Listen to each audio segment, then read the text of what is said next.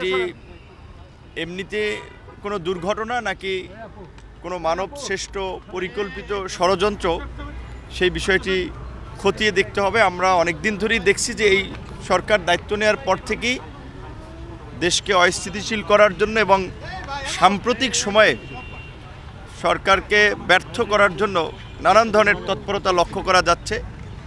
সচিবালয়ে আগুন এবং আগুনের যে ধরন, আসলে যেগুলো আমরা ভিতরে গিয়ে দেখলাম, বিশেষ করে আপনার একাধিক জায়গা থেকে আগুনের বোধহয় সূত্রপাত এক জায়গা থেকে না দুই জায়গা থেকে, সেটুকু তো এখনই সুনির্দিষ্টভাবে বলা যাচ্ছে না। তবে দেখা যাচ্ছে যে বিভিন্ন জায়গা থেকে আগুন লেগেছে, তার একটা আলামত লক্ষ্য করা যাচ্ছে। এবং যেভাবে কয়েকটি ফ্লোর একেবারেই কয়লা হয়ে গিয়েছে, তাতে বোঝাই যাচ্ছে যে মানে এটা কোনো স্বাভাবিক কোনো মানে দুর্ঘটনা না।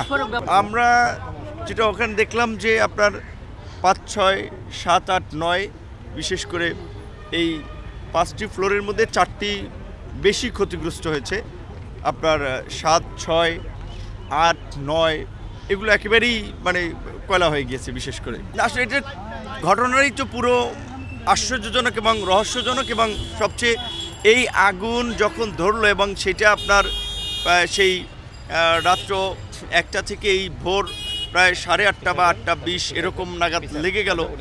এটাও তো আমাদের আপনার বিশেষ করে একটা মানে চোখে আঙুল দিয়ে দেখিয়েছে আমাদের সিস্টেম কত দুর্বল। দেখেন ফায়ার সিস্টেমও কত দুর্বল। সচিবালয়ের মতো জায়গার আগুন নেভাতে যদি এত ঘন্টা লাগে, এইখানে ফায়ার সার্ভিস ছুটি থাকলেও এখানে তাদের তো আধুনিক প্রযুক্তি ব্যবহার করা উচিত। এবং সচিবালয়কে যদি মুহূর্তের মধ্যে 2-1 ঘন্টার মধ্যে যদি পরিস্থিতি নিয়ন্ত্রণ করতে না পারে, তাহলে তো এটা তাদের যে দুর্বলতা, তারা যে এখনও অ্যানালগ সিস্টেমে পড়ে আছে, এটা তার প্রমাণ। তো আশা করি সরকার এই ঘটনার থেকে বিশেষ করে শিক্ষা নিয়ে আপনার আমাদের নথিপত্রগুলোকে ডিজিটালাইজ করা এবং ফায়ার সার্ভিসকে মানদাতার আমলের যন্ত্রপাতি ব্যবহার থেকে কিভাবে আধুনিক যন্ত্রপাতিতে নিয়ে আসা যায় এবং আরও প্রশিক্ষিত করা যায়, সেই দিকে নজর দেবেন এবং এই ঘটনার অতি দ্রুত একটা সঠিক এবং স্বচ্ছ তদন্ত জাতির সামনে উপস্থাপন করবেন। আমরা তদন্তের নামে যেন কোনো কালক্ষেপণ না হয় এবং তদন্ত যেন আবার সেই ঝুলে না থাকে আমলাতন্ত্রের ফাইলের মতো।